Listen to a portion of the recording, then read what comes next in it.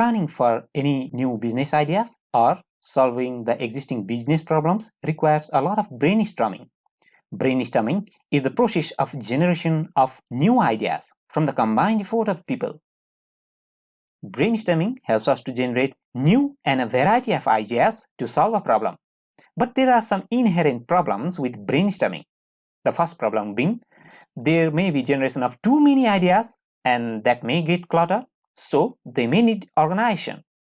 It is where the role of the affinity diagram comes into play. Affinity diagram organizes large number of ideas and groups them according to their affinity, which means similarity.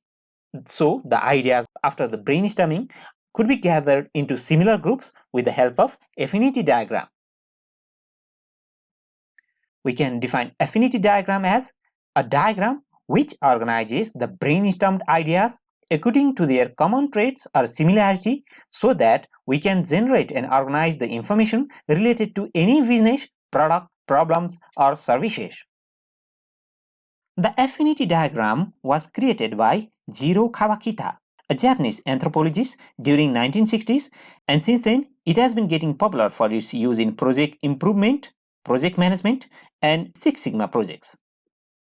Note that affinity diagram is also known as affinity chart, affinity mapping, KJ method, or even thematic analysis. So these all are the different terms used for the affinity diagram. Let us study drawing an affinity diagram using a simulated case study. The first step of drawing the affinity diagram is recording each idea. When you are performing a brainstorming session, a lot of ideas may be generated.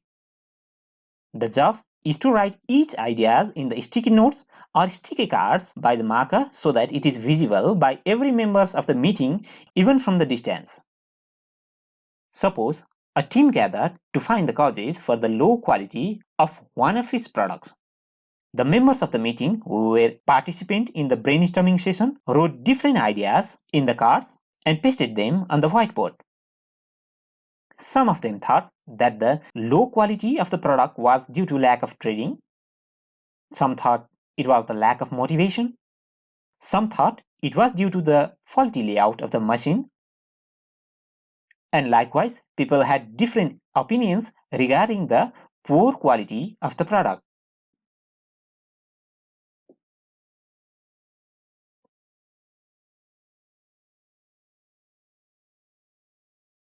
So, the first step of the affinity diagram is listing of the ideas.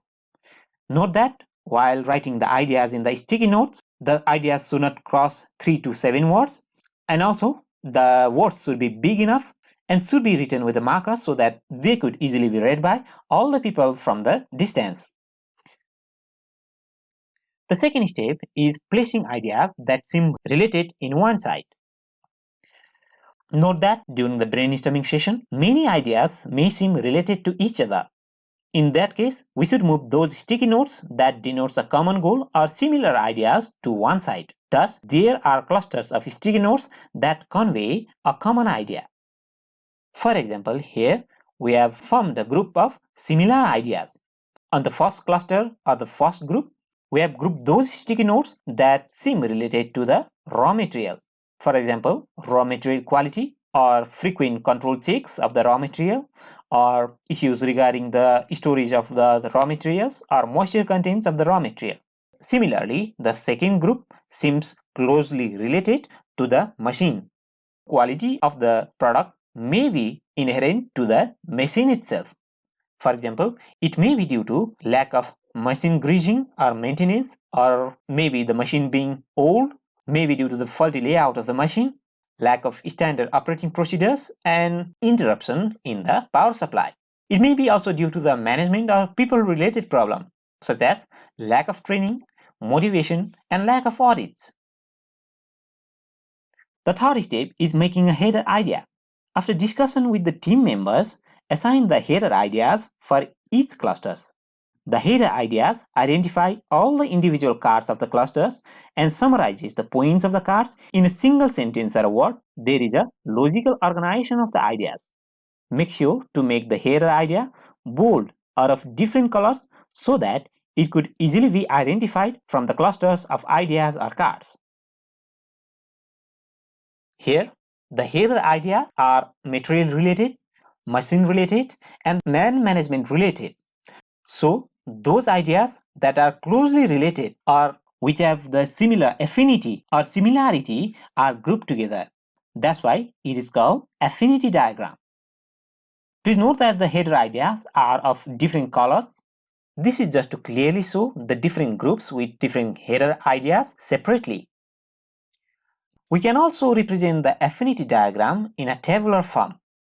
For example, the affinity diagram is translated into the affinity table here. This table separates the ideas into different blocks, which are material related, machine related, and man or management related. After brainstorming session, we generate a lot of ideas. Those unorganized ideas which seem complex to understand is simplified with the help of affinity map. In our case, to find the root potent cause of the low quality of the product, we may further do the root cause analysis. After the root cause analysis, the root of the problem can be identified. We will further study how to identify the root problem in the root cause analysis section.